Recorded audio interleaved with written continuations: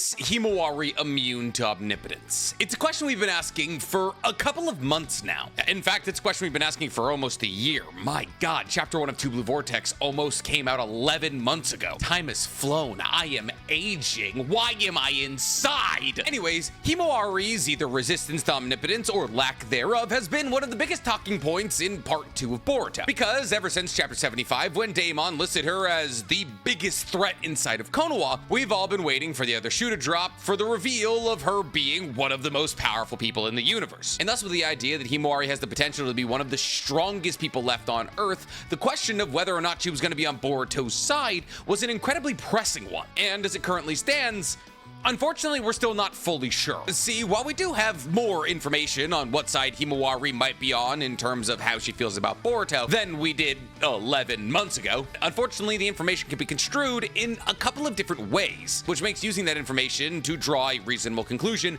kind of tough. However, with the reveal that Himawari is now the next Jinchuriki of Kurama that came around in Chapter 9 and 10, there is now possibly a definitive way to finally understand if Himawari is in fact on Boruto's side or not. Or I guess the better way to word it is if Himawari will end up on Boruto's side or not. See, because while the reveal of Himawari being Kurama's Jinchuriki is massive for her character development and her power, it could also have a great effect on the alliances she makes down the line. And with the alliances that Himawari makes, so might come Team 10. Thus, while definitely the most interesting thing that's coming out of Himawari being revealed as the next generation of Kurama's Jinchuriki is the fact that she might be the strongest ever Jinchuriki, the second coolest thing is that Kurama's presence might help her align with Boruto. Or maybe not, which is why today we're going to break down all the possibilities of where Himawari's alliances might lie in the coming chapters, whether they be with Boruto, Konoha, Kawaki, Team 10, or just with Kurama. The possibilities for Himawari are currently endless, but something tells me she'll be reunited with her brother sooner than later, which is why today we're talking Himawari's future revealed. But before we get to revealing anything, guys, please, for me, like this video, subscribe to the page, and hit that noti bell. And if you love the idea of me revealing things about your favorite anime and manga, then you're gonna love my other channel, The Weeb Commander, where instead of talking about Naruto and Boruto, I talk all other manga and anime. And if you just love the idea of me talking manga and anime, go ahead and follow my anime podcast, Talkers Anonymous, where me and Danny Mata break down everything that happened in manga and anime this week. It's available on YouTube, Spotify, and Apple Podcasts. So, Himawari, now revealed to be one of the most important characters in all of Boruto, the next generation of Kurama's Jinchuriki, the products of 3 generations of bloodlines of Kurama Jinchuriki finally making the perfect baby to coordinate its chakra with the strongest tailed beast. A girl who now has the potential to be a greater Jinchuriki than even her father ever was. You could imagine that the allegiances of a character of this level of power would be rather important. And they absolutely are. But where do Himawari's allegiances lie? Well, let's try and answer that question with the information that we currently have. See, the idea of Himawari's current allegiances fall into 2 different camps. And unfortunately, from my point of view, both of those camps hold an equal amount of logical sway. So let's talk about it. What evidence do we already have? Well, the only evidence that we ever really got as it pertains to Himawari's current relationship with Boruto came in Chapter 1 of Two Blue Vortex, where she was training with Team 10 prior to them all flying into Konoha and battling against the Claw Grimes. And Team 10, and I believe specifically Chocho, asked her why she was trying to get so crazy strong. At which point Himawari responded by saying, I feel like the majority of people in Konoha would yell at me if I said this out loud, but I want to get strong so that I can help Boruto. Now, Team 10 pretty much immediately goes into shaming her for having this take, telling her that if she's joking around, that's not funny, and asking her if she's serious. But Himawari goes on to say that the way that everybody talks about Boruto is different from how she remembers him. To which Chikadai responds by saying, he killed your father. To which she responds by saying,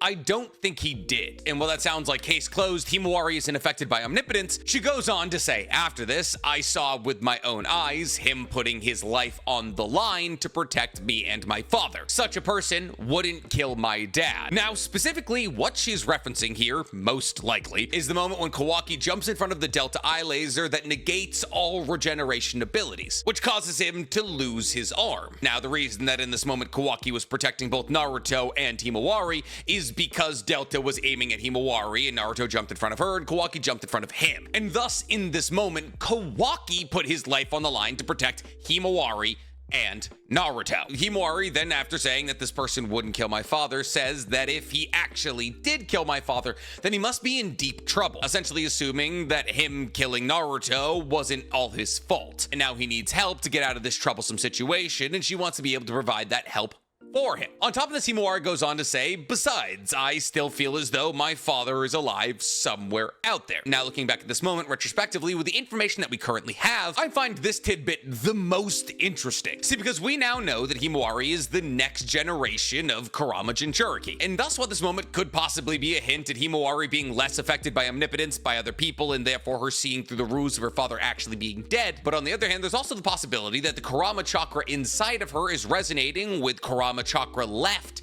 in Naruto across dimensions. And since we know that sensing chakra across dimensions is absolutely a possibility, especially when we're taking Kurama's chakra into consideration, as Sasuke was able to sense Naruto's chakra through dimensions after Momoshiki nabbed him, and dimensional travel using chakra as a possibility, so chakra traveling across dimensions is not crazy. But this also could have been foreshadowing to Himawari awakening to Kurama's chakra, as there's a possibility that the kernel of Kurama's chakra inside of her reminds her of what her father's chakra felt like, and therefore she believes that this chakra inside of her is a representation of her father. Though out of all the possibilities, I believe that one to be the least likely because it's just boring. In actuality, looking back at this moment, I believe the Kurama chakra inside of Himawari was resonating with Kurama chakra left in Naruto across dimensions. And while this point has absolutely nothing to do with this video, I believe this one sentence could actually hint at the fact that Naruto could wield Kurama again in the future, or just that Himawari is one of the better sensor ninjas in the village now through the accessing of Kurama's chakra. As we know, Naruto was and still is one of the greatest sensor ninjas of all time, but a lot of that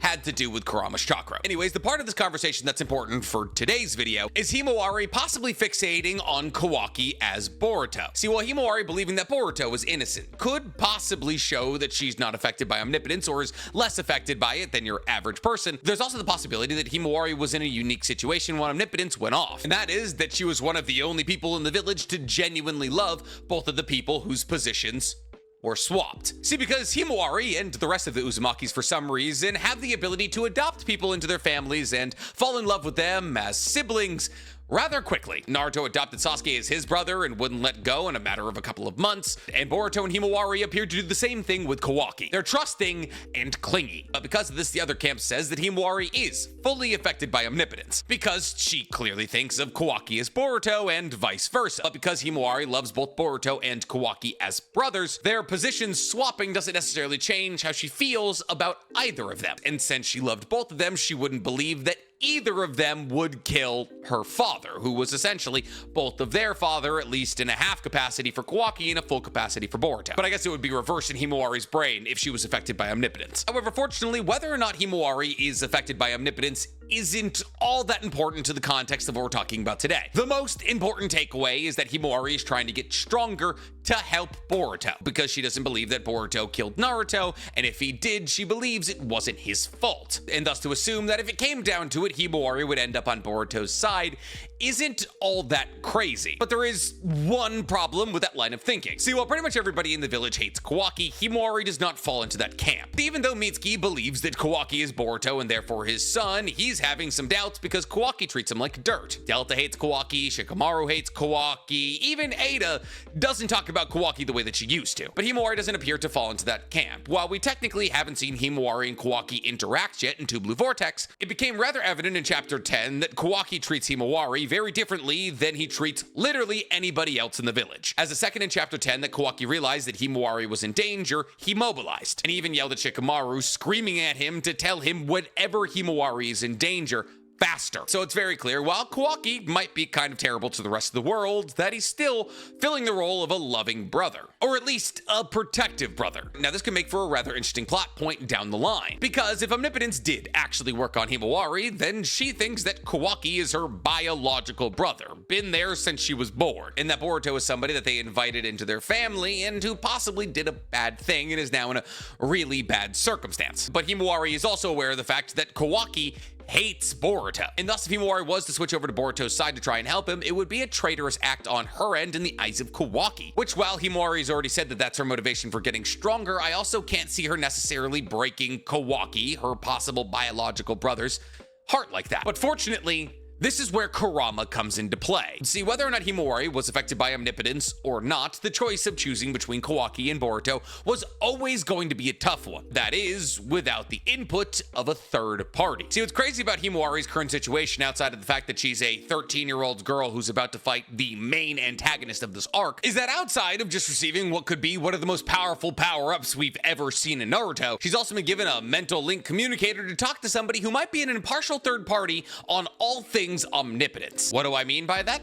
Well, Kurama may not have been affected by omnipotence. But Nick, what do you mean may not have? Well, unfortunately, as with so many anime theories, there's really no way for us to know exactly. But I'd say there's about a 50-50 chance that Kurama wasn't affected by omnipotence. And not for the reasons that you think. See, there's really two possible explanations for explaining how Kurama may not have been affected by omnipotence. The first of which is one that I believed until a couple of days ago, and is one that's being disseminated across the internet at a very high velocity. See, because yes, one of the first things that people realized when Himawari was shown to be able to communicate with Kurama is that Kurama probably wasn't affected by omnipotence because he wasn't around for it. See, Kurama dies in chapter 56 of Boruto, while omnipotence happens in chapter 79, and Kurama doesn't appear back inside of Himawari until chapter 9 of Two Blue Vortex, which would mean so long as Kurama wasn't around for chapter 79 of Boruto, then he shouldn't be affected by omnipotence. And he wasn't.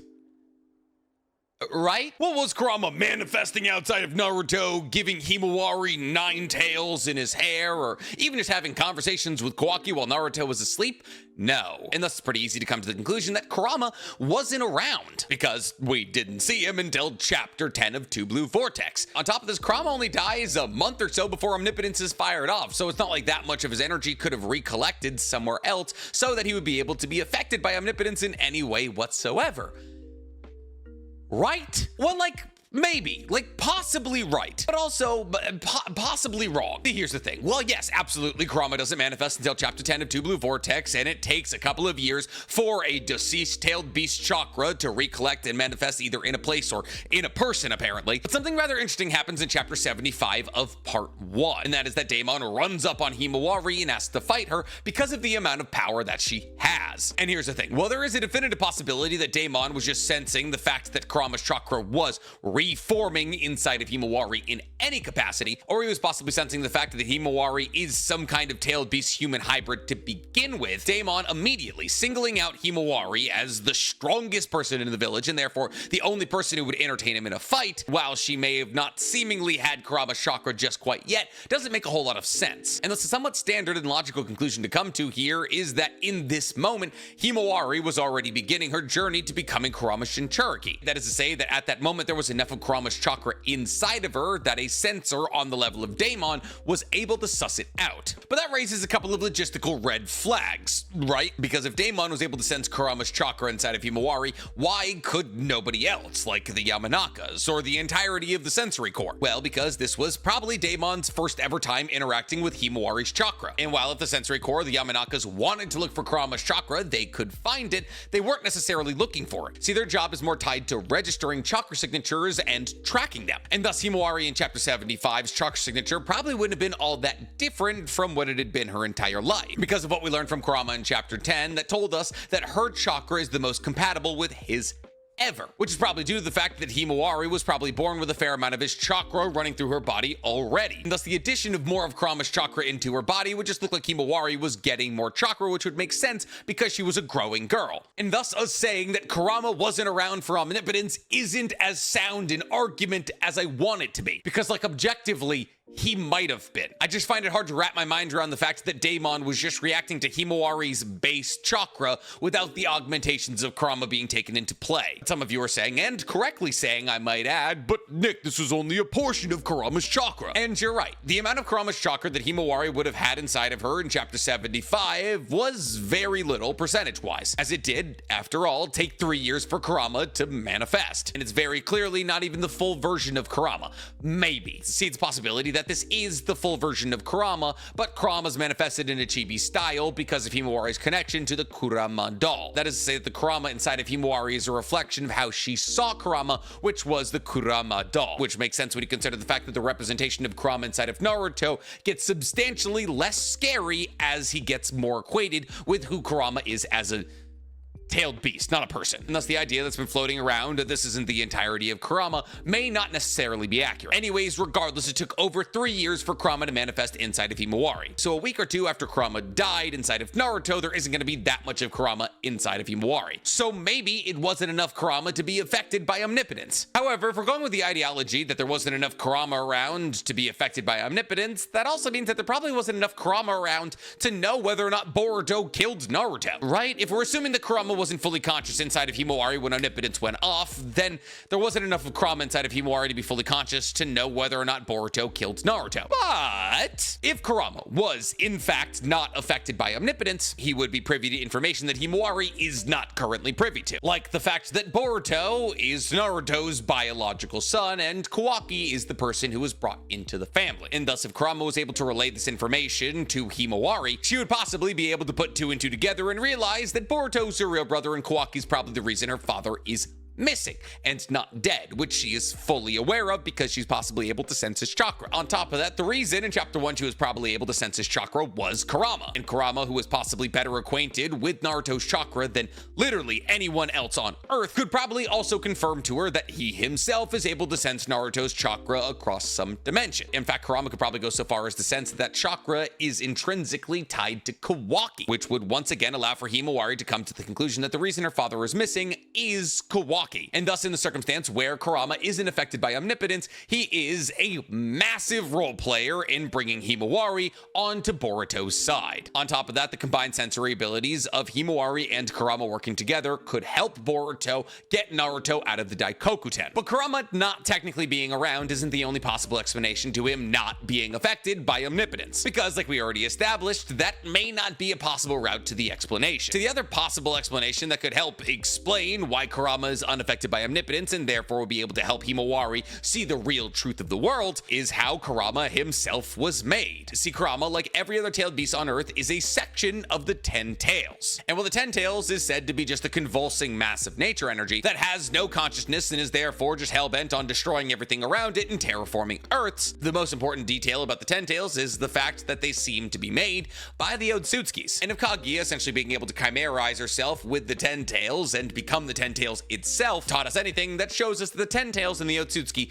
share a fair amount of genetic similarity, which is backed up by the fact that Jura is most likely the reincarnation, or I guess the reshaping of the juvenile 10 tails that was at the Kara hideout with Ishiki's personality. And thus there's not only been one situation where 10 tails and an Otsutsuki were genetically tied to each other, but 2. And thus it's really not a stretch to assume that because Otsutsukis are not affected by omnipotence, at least so far as we know, as Momoshiki and Boruto are unaffected by omnipotence, but we don't know if they're unaffected by omnipotence because they're full Otsutsuki or because they're at the center of the omnipotence. But there is a theory going around that Kawaki is slowly but surely being affected by the omnipotence he unleashed on the world because his karma is slowly but surely uploading Amado's daughter's DNA into his body, which is making him more human than Otsutsuki, which would corroborate the idea that Otsutsukis are immune to omnipotence. And we're going to move forward with that as our understanding of the situation. And therefore, if Otsutskis are truly immune to omnipotence, it would stand to reason that the 10 tails would also be immune. Now, in your standard circumstance, does this mean anything? No, not necessarily. Omnipotence doesn't work on something with no consciousness. Well, I guess it definitely could, because omnipotence makes whatever you want a reality, but in the circumstance of Ada switching everybody's memories on Earth, it wouldn't do anything. But if Kurama is immune to omnipotence on account of the fact that he is a sliver of the 10 tails, that would bring up a couple of logistical, very important questions. Like, if Kurama is immune to omnipotence because he's a sliver of the 10 tails, shouldn't all of the tailed beasts be immune? And really, the only way to answer that question would be yes, all the tailed beasts would be immune to omnipotence if Kurama was immune to it. Unless there was some stupid rule like you needed a certain amount of chakra, a certain amount of the share of the 10 tails chakra to fully battle back against omnipotence, but that's dumb. But Nick, if all of the tailed beasts are immune to omnipotence, why aren't they doing anything? Well, because they're kind of living without humans, and most of them are really stoked about that. The only tailed beasts that even still talk to Naruto, at least when he was around and still able to call conference calls with the tailed beasts, were Kurama, Isobu, Son Goku, Saiken, and Gyuki. 5 out of 9. 4 out of the 9 tailed beasts want nothing to do with humans ever again. And thus, even if they did know that Boruto wasn't the person who killed Naruto, they wouldn't really care. On top of this, Hisobu, Son Goku, and Saiken aren't currently inside of a Jinchuriki. And since they're not currently inside of a Jinchuriki, they're probably not doing much interacting with humans in the first place, especially Son Goku, who's the king of the sage apes. Saiken's probably hanging out in Shikatsu Forest with Lady Katsuyo, and Hisobu's probably in a really big lake somewhere. And that's kind of the beauty of omnipotence. If you're not interacting with humans around you and you don't know what's going on in the world, it wouldn't really change your day-to-day. See, if Saiken is in Shikatsu Forest with other giant slugs, they're either probably not talking, probably not interacting, or probably not talking about Konoha or whether or not Naruto is alive, which they wouldn't know anyways. And thus, if Kurama is technically immune to omnipotence on account of the fact of being a sliver of the 10 tails, the other tailed beasts wouldn't know omnipotence even went off. The only possible exception to that rule is Killer Bee and Gyuki, but we haven't seen Killer Bee since the post-credit sequence of the Naruto Boruto Next Generations movie, which confirmed to us that he was still alive. So please stop emailing me. He's still alive. We don't know what he's up to, but he's still alive. And thus, pretty much all the other tailed beasts have been effectively removed from the story, including Shukaku, who lives in the Uzumaki household in a teapot. So if Kurama was uniquely unaffected by omnipotence, it probably wouldn't have too many plot repercussions on account of the fact the other tailed beasts just aren't a part of the story anymore. But if either of these scenarios proves to be correct, either Kurama being unaffected by omnipotence on account of the fact of being 50% of the 10 tails, or Kurama being unaffected by omnipotence on account of the fact that he simply wasn't there when it went off, in either circumstance, Kurama manifesting in Himawari is going to allow them to have some conversations about what their perceptions of reality are. And while, like we've already established, Kurama isn't going to know whether or not Boruto killed Naruto, at least he shouldn't, Kurama is gonna know that Boruto is Naruto's son, and therefore Kurama will manage to put a fair amount of doubt in Himawari's brain that whatever her real memories are were augmented in some way or another. But what's interesting about the idea of Kurama truly setting Himawari's memories back to the way that they should be is that it doesn't necessarily change her position. See, let's say hypothetically Kurama is able to show Himawari that her memories have been augmented. She will then switch Kawaki and Boruto's positions in her brain back to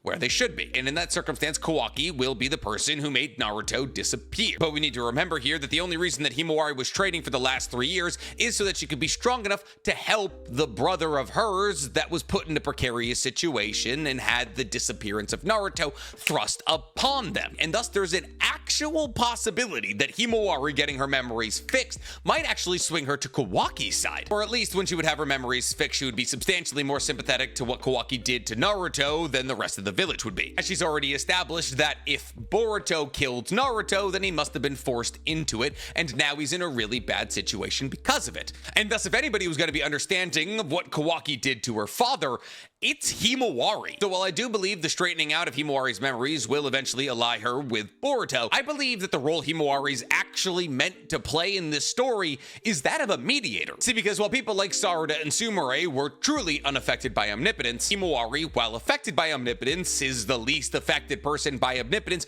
of all those affected, putting her in a unique situation where breaking her out of omnipotence doesn't necessarily change anything for her. And thus I believe that Boruto and Kawaki coming back together as brothers is going to be heavily hinged on Himawari's relationship with the both of them, and how she sees them both as brothers and loves them seemingly equally. See, because here's the thing. We've already established the fact that Himawari's gotten a lot of the traits of her father. In fact, the reason that she was created is so that Boruto wouldn't end up as a Naruto 2.0 character, and thus she got Kurama. But there's also the possibility that she got Naruto's ability to impact change with her words. See, because it's already been established, Boruto isn't much one for talking, he's more one for slicing. And if we're assuming that the best qualities of Naruto were split up between Boruto and Himawari, Talk no Jutsu's gonna fall into one of those buckets. And it appears substantially more likely that the Talk no Jutsu is gonna fall into the Himawari bucket. And thus, ironically, if you wanted a Naruto 2.0 story, I guess you're just now starting to get it, because I believe the true path ahead for Himawari looks a lot like that of her father's. A person who's willing to understand others, but is also willing to use the overwhelming force of Kurama to force those to see the world how she sees it. So yeah, you could say a lot rides on the reveal of Kurama inside of Himawari. But do you guys believe that Kurama may or may not have been affected by omnipotence? Do you believe that Kurama's going to be able to swing Himawari to Boruto's side? And what will that look like for the future of Two Blue Vortex? Tell me in the comments below. And while you guys are down there, please, for me, like this video, subscribe to the page, and hit that noti bell. Listen, I don't want to be like sluggist, but Saiken has to know Lady Katsuyo.